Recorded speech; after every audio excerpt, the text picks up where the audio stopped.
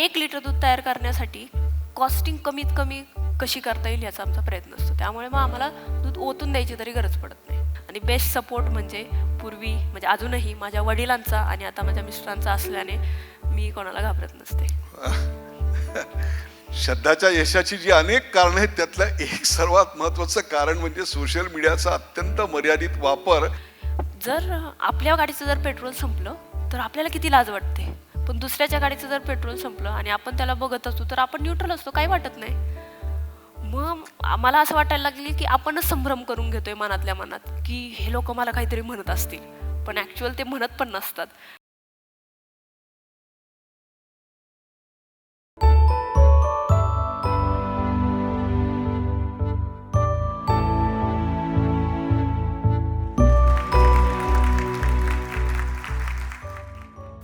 आपल्याकडे क्रिकेट आणि दूध उत्पादन हे दोन आत्तापर्यंत पुरुषांनी करायच्या गोष्टी होत्या.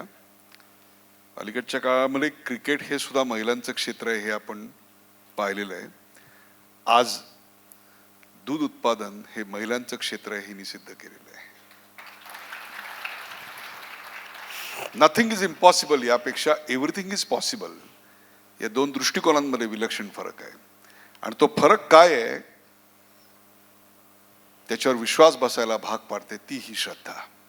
याचं कारण she is the classic case of how local village girl can make look world so small.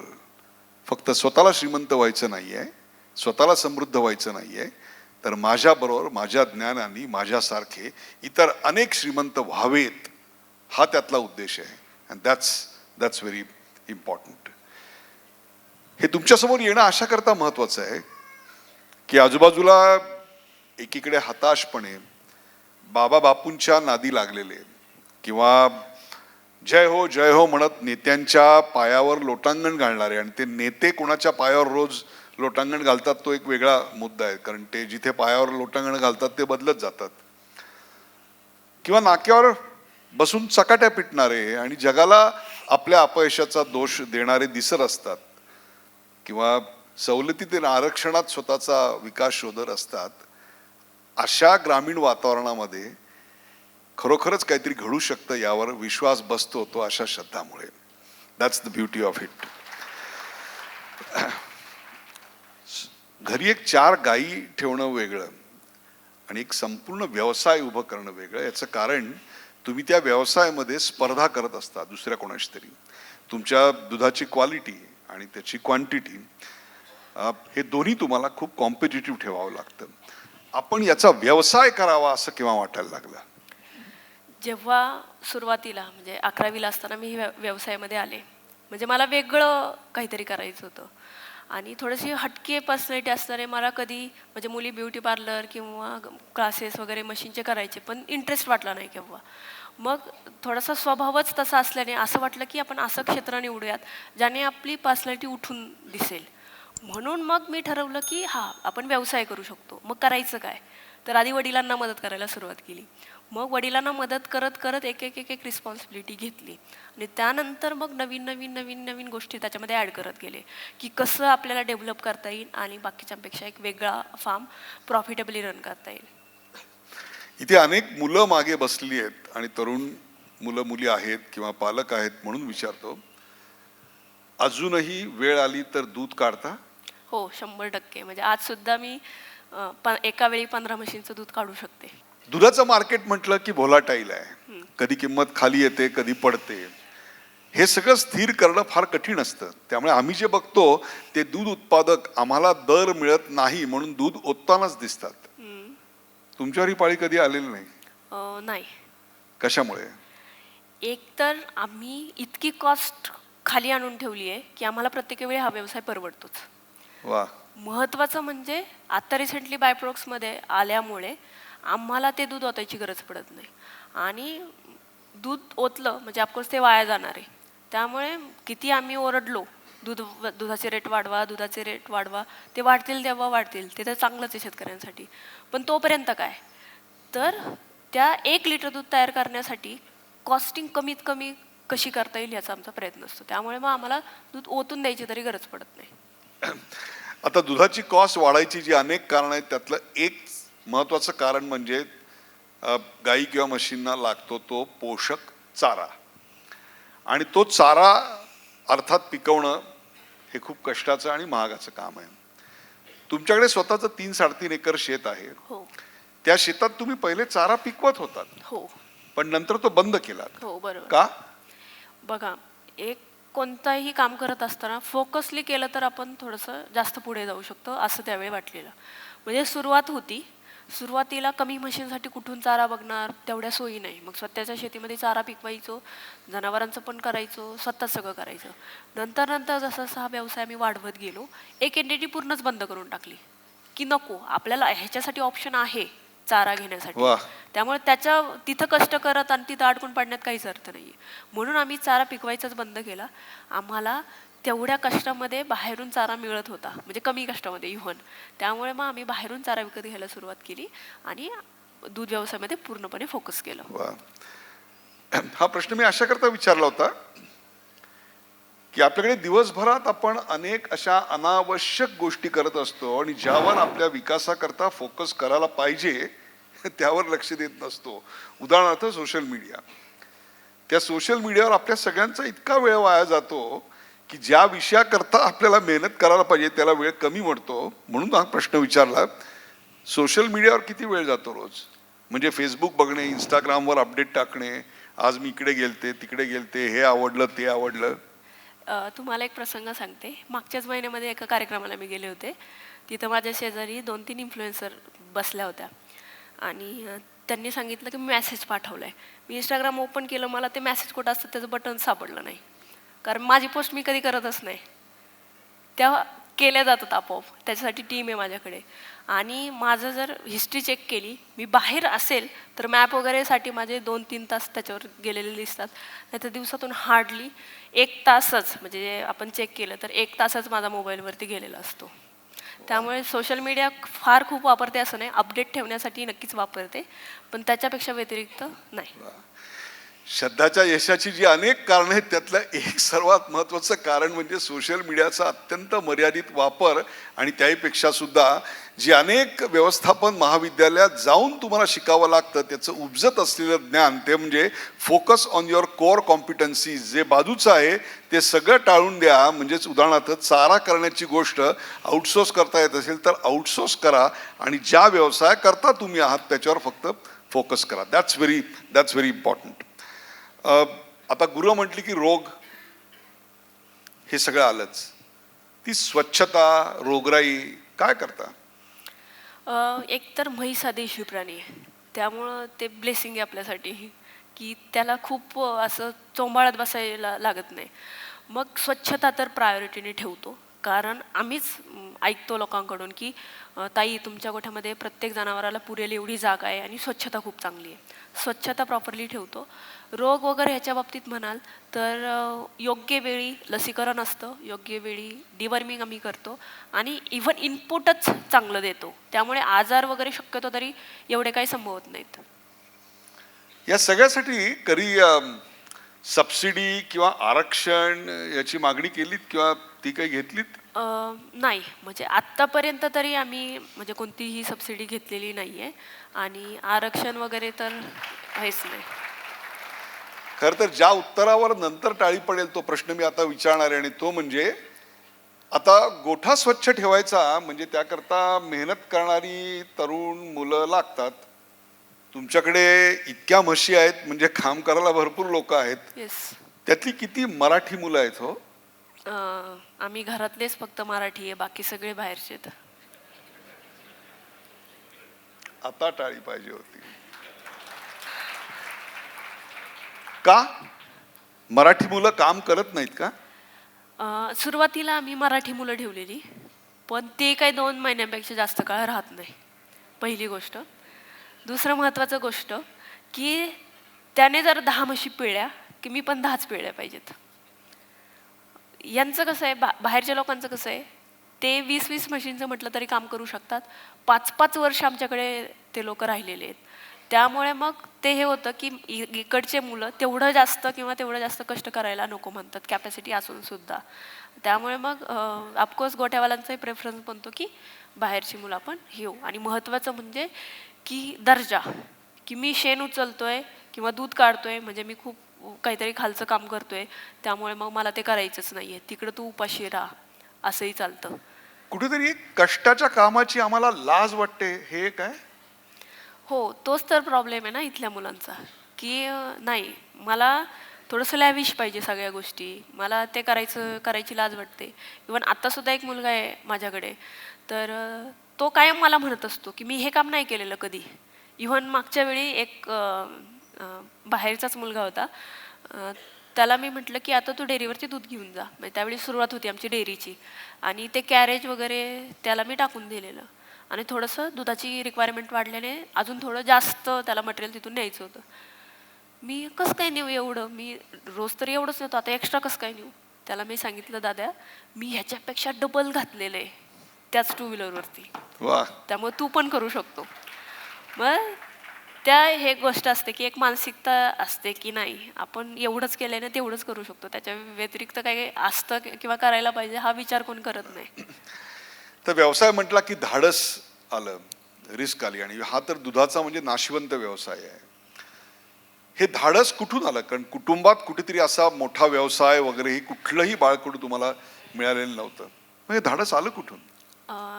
आपण म्हणजे मला तरी पर्सनली असं वाटतं की माझं जे पालनपोषण झालंय ते जो स्वभाव बनलाय तो त्या अँगलने बनलाय, की आज सुद्धा माझे वडील मला वाघच म्हणतात, की हा माझा वाघ आहे.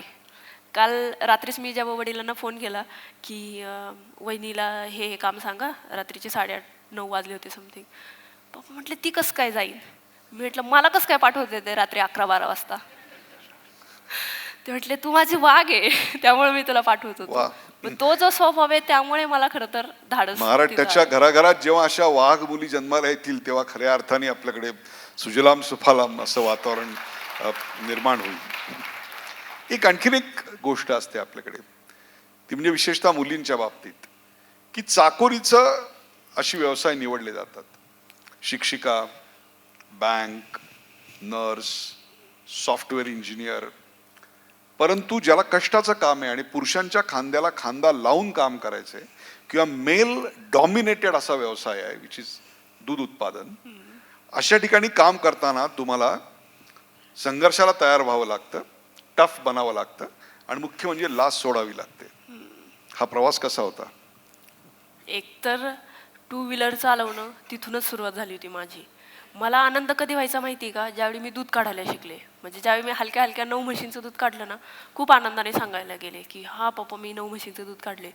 पण ज्यावेळी ते कॅरेज, ते कॅन, त्या सगळ्या गोष्टी आल्या ना, की मलाच लाज वाटल्यासारखं व्हायचं. कारण सगळे बघायचे. एवढे सगळे त्या डेअरीवरती गवळी गेलेले असायचे, एकटीच मी मुलगी. इव्हन मग ते असं व्हायचं की एकतर कोणी मुलगी हे काम करत नाही, मी करते. मग ह्या सगळ्या गोष्टी ॲज अ मुलगी म्हणून कधी कधी प्रायोरिटी पण मिळायची. म्हणजे ठीक आहे तू जा आधी आमच्या, आधी दूध घाल मग आम्ही हे करतो. कधी कॉलेजला लेट झालं तर कम्पॅरेटिव्हली मला कधी कोणी ओरडलं नाही, कारण शिक्षकांना दिसत होतं की ही मुलगी ते काम करते. त्यामुळे ॲज अ मुलगी म्हणून मला पर्सनली तरी बऱ्याच ठिकाणी चांगलाच सपोर्ट मिळायला आहे सगळ्यांचा. आणि बेस्ट सपोर्ट म्हणजे पूर्वी म्हणजे अजूनही माझ्या वडिलांचा आणि आता माझ्या मिस्टरांचा असल्याने मी कोणाला घाबरत नसते. वर्गातल्या मुलींची रिॲक्शन काय होती जेव्हा तू अशी मोटरसायकलवर 100 लिटर 150 लिटर दुधाचे कॅन घेऊन जायचीस? खरं तर ते जे वातावरण असतं ना 11वी-12वीचं, त्यानेच खरं तर ती मानसिकता बनली होती मला तरी असं वाटतं की लाज वाटण्याची. म्हणजे ज्यावेळी मी कॉलेजला जायचे ना, कधी कधी दूध सांडायचं त्या ड्रेसवरती आणि दूध ते कडक व्हायचा आणि मग त्याचा थोडाफार वास यायचा. मग शेजारची मैत्रीण म्हणायची तुझ्या दुधाचा वास येतोय. मग आपल्यालाच थोडंसं मनातल्या मनात वाटायचं की अरे उगाच आलो. पण हिंमत इतकी होती की नाही, कॉलेज चुकून सुद्धा बुडवायचं नाही. त्यामुळे अकॅडमिक्समध्ये पण मी टॉपरच राहिले. त्याचं कारणच ते. त्यामुळे अशी रिॲक्शन यायची.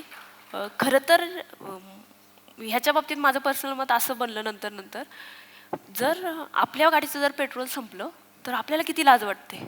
पण दुसऱ्याच्या गाडीचं जर पेट्रोल संपलं आणि आपण त्याला बघत असतो तर आपण न्यूट्रल असतो, काही वाटत नाही. मग मला असं वाटायला लागले की आपणच संभ्रम करून घेतोय मनातल्या मनात की हे लोक मला काहीतरी म्हणत असतील. पण ॲक्च्युअल ते म्हणत पण नसतात. त्यामुळे मग मी ती सगळीच गोष्ट बाजूला ठेवली की नाही, हे म्हणतच असतील असं काही नाही आहे. त्याच्यामुळे मग ती सगळी मैत्रिणी असतील, मग त्या सगळ्या मी फेस करू शकले आणि पुढे जाऊ शकले. दूध उत्पादन इथपर्यंत मी समजू शकतो, परंतु त्याच्यापासून बाय प्रॉडक्ट्स अनेक, म्हणजे उदाहरणार्थ शेणखत आहे, स्लरी आहे, बायोगॅस आहे आणि त्याच्यातून वीज निर्मिती आहे. त्यानंतर त्या शेणखतापासून इतरांना उपयुक्त अशी प्रॉडक्ट्स तयार करून ती विकायची आणि जेणेकरून गोठा प्रॉफिटेबल करायचा. आज मी तुझ्याशी बोलत असताना महाराष्ट्रात अनेक गोठे बंद पडतायत, चालवता येत नाहीये. जे 20-20 वर्ष गोठे चालवतायत त्यांना चालवता येत नाहीये. सोशल मीडियाच्या माध्यमातून हा कार्यक्रम अशा शेकडो शेतकऱ्यांपर्यंत पोहोचणार आहे की ज्यांना आता गोठा चालवता येत नाहीये कारण तो प्रॉफिटेबल नाहीये. काय उत्तर देशील? त्याची वेगवेगळी, गोठा बंद पडण्याची कारणं वेगळी आहेत आणि ॲक्च्युअल प्रॉफिटेबल नसण्याची पण कारणं वेगळी आहेत. म्हणजे बघा, आज माझ्या घरी परिस्थिती अशी आहे, आमच्या घरात एकही मजूर नसू द्या. म्हणजे माझ्या साखरपुड्याच्या आदल्या दिवशीची गोष्ट आहे, आमच्या गोठा पूर्ण भरलेला होता. त्यावेळी 6 मजूर तिथं कामाला होते आणि त्यांची शिफ्ट चेंज झाली, नवीन मजूर आले, त्यांना काही ते जुळलं नाही. त्यांनी हळूहळू करत करत आधी 1 गेले, 2 गेले, नंतर 3च राहिले. त्या तिघांना जमलं नाही, ते अचानक निघून गेले रात्रीच. मग त्या रात्री 1-2 दिवस आधीपासून आम्ही 2 वाजता उठून सगळं मशीनचं आवरून मग आम्ही सगळं आवरून साखरपुड्याच्या कार्यक्रमाला गेलो. म्हणजे असंही होतं. त्याच जागी जर दुसरं कोणी असतं, म्हणजे फॉर एक्झाम्पल अशी परिस्थिती आहे की सगळंच मजुरांच्या भरोश्यावर आहे आणि आता मजूरच मिळत नाही आहे, मग म्हशी विकून टाका, तेव्हा पण गोठे बंद पडतात. म्हणजे मजुरांची डिपेंडन्सी. दुसरं, खर्चच इतका होतोय, प्रोडक्शन कॉस्टच इतकी वाढली आहे की तिथं परवडत नाही. आणि म्हशींच्या बाबतीत पुढचं महत्त्वाचं म्हणजे की जो भाकड काळ आहे तो खूप वाढला. ड्रायच म्हशी खूप जास्त काळ सांभाळाव्या लागतात कारण मॅनेजमेंट जमलं नाही आहे. तरी पण नफा मग कमी प्रॉफिट किंवा इव्हन प्रॉफिटसुद्धा देत नाही.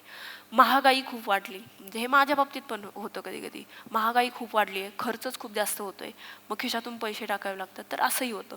पण जर आपण कन्सिस्टन्सली टिकून राहिलो तर नंतर आपण प्रॉफिटेबल बिझनेस करू शकतो. इव्हन आय थिंक बऱ्याचशा बिझनेसेसमध्ये असं अप अँड डाऊन सुरू असतात. फक्त आपण किती कन्सिस्टंट राहतो त्या व्यवसायामध्ये, ते महत्त्वाचं आहे. पण बायोगॅस, स्लरी, इलेक्ट्रिसिटी याचं तांत्रिक ज्ञान मिळवलं कुठून? हो, पहिलं म्हणजे बायोगॅस बसवण्याची स्टोरी अशी आहे की आम्ही त्यावेळी नुकतंच शेणखत, बायो फर्टिलायझर्स ते बनवायला सुरू केलं होतं. पण आम्हाला प्रॉब्लेम यायचा ते खत बारीक कसं करायचं, त्याच्यामध्ये खूप आम्हाला त्रास व्हायचा आणि खूप वेळ पण जायचा. मग आम्ही काय म्हटलं की आम्हाला जो प्रोजेक्ट सादर केला गेला होता त्याच्यात सॉलिड लिक्विड सेपरेटर नावाचं एक मशीन होतं. म्हणजे जी स्लरी आहे त्याच्यामधून शेणाचा पार्ट वेगळा होईल आणि जे लिक्विड आहे त्याचा पार्ट वेगळा होईल. मग आम्हाला वाटलं की पावडर फॉर्ममध्ये आपल्याला आयतं खत मिळेल आणि स्लरी पण विकली जाईल आपली, जी की ठिबकमधूनही चालेल आणि पाटपाण्याने पण आपण देऊ शकतो. पण ॲक्च्युअल ज्यावेळी हा प्रोजेक्ट उभं केल्यानंतर कळालं की खूप कमी सॉलिड्स त्याच्यामधून बाहेर पडत आहेत. म्हणजे शेणाचा जो भाग आहे तो खूप कमी निघतोय. मग आता करायचं काय? मग आम्ही आहे ती घट्ट स्वरूपातली स्लरी विकायला सुरुवात केली, बायोगॅसच्या ह्याचा वापर करायला सुरुवात केला आणि आम्हाला जो प्रॉब्लेम होता की खत बारीक कसं करायचं, त्याच्यासाठी वेगळ्या मशिनरी टाकल्या. म्हणून ते सगळं जो बायोगॅसचा प्रकल्प आहे तो सक्सेसफुली आम्ही रन करू शकलो. आता तुम्हाला लागणारी संपूर्ण इलेक्ट्रिसिटी तुम्ही फ्री त्याच्यातनं बनवलेली आहे. हो. म्हणजेच एक प्रकारे नुसत्या दुधावर पैसे कमवत नाहीत, तर शेणातून सुद्धा पैसे कमवता. येस. हा त्यातला मुद्दा अर्थ. आता आपल्याबरोबर इतरांनी सुद्धा हा व्यवसाय सुरू करावा असं वाटणं सोपं आहे, परंतु तुमच्या बरोबर तुमच्या ट्रेनिंग प्रोग्राममध्ये किंवा जेव्हा तुम्ही हे सगळं ज्ञान वाटता तेव्हा किती मुली येतात? मुली केव्हा तरीच असतात. म्हणजे शक्यतो 10%च आपण म्हणूयात, 10% मुली असतात ज्या की फक्त मुली हा व्यवसाय करायचा म्हणून येत नाही. कधी कधी जोडीदार म्हणून आलेले असतात की चला बाबा तू करतोय तर मी तुला थोडीफार साथ देते म्हणून पण आलेले असतात. म्हणजे मुलींचं प्रमाण खूप कमी आहे ह्या व्यवसायाकडे वळण्याचं. का कमी आहे असं वाटतं? तेवढा ताप कोण घेणार ना.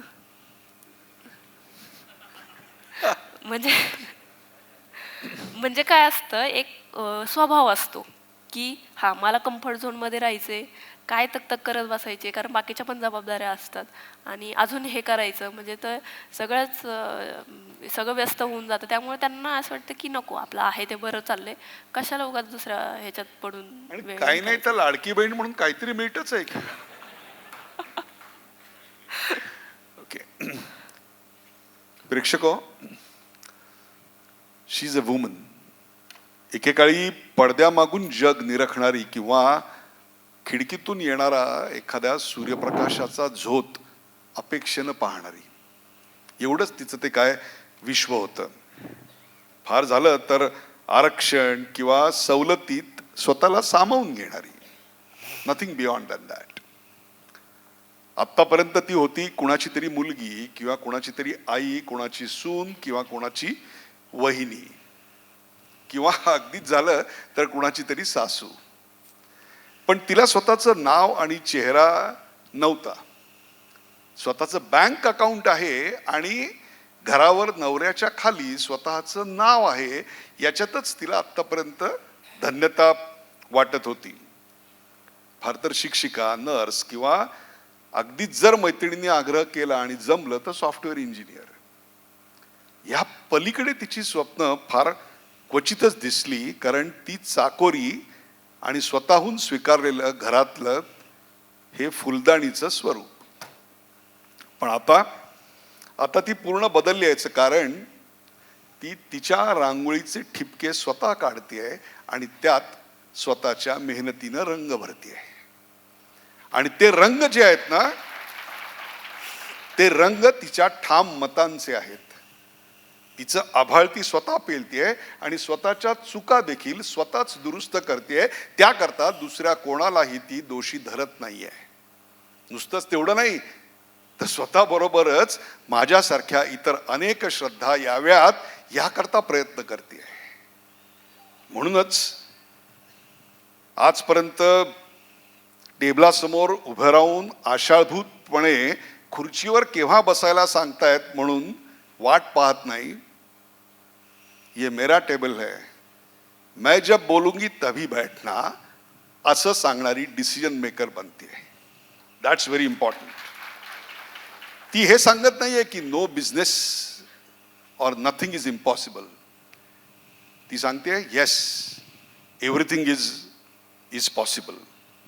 शी dares to walk on that road की जिथे कोणीच चाललं नव्हतं, किंवा त्याही पेक्षा तिच्या चालण्यातून एक पाऊलवाट निर्माण होते आणि ती पाऊलवाट स्त्री उद्योजकांची आहे. आणि ही खरी गृहलक्ष्मी आहे. आजपर्यंत काम मागण्याकरता ती अर्ज लिहित होती, आता काम देणाऱ्यांचे अर्ज तपासती आहे. हा महत्वाचा फरक आहे. अब उसके कदमों पे रास्ते बन रहे हैं. शेणापासूनही लक्ष्मीची पावलं उमटवणारी आणि स्वतःच्या ऊर्जेनं, मेहनतीनं, कर्तृत्वानं आभाळ पेलणारी, श्रमावरती जिची आजही निष्ठा कायम आहे, अशी श्रद्धा ही इथे बसलेल्या प्रत्येकाला प्रेरक आहे.